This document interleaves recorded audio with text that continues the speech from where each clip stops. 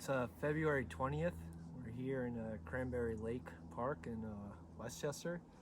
And here we've got a vernal pool.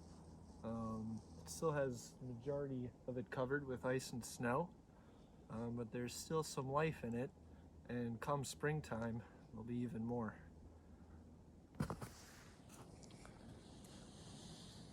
So just looking in here right now, although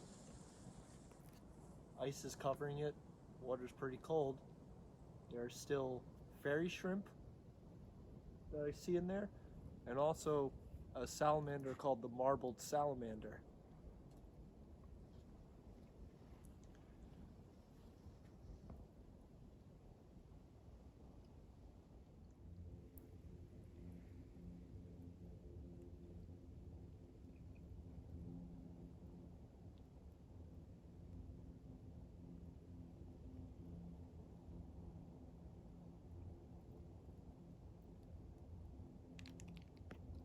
So we've got two species of mole salamanders that utilize this vernal pool here.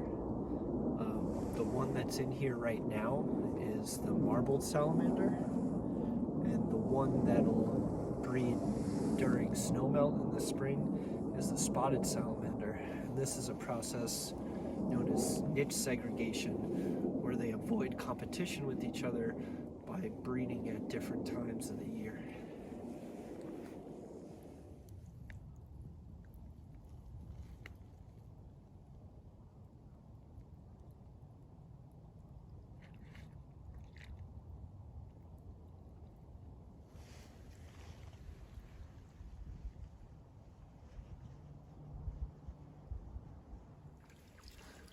One fascinating aspect of this is that here we have a cold-blooded or ectothermic organism, but still clearly active through water that is hovering just above freezing.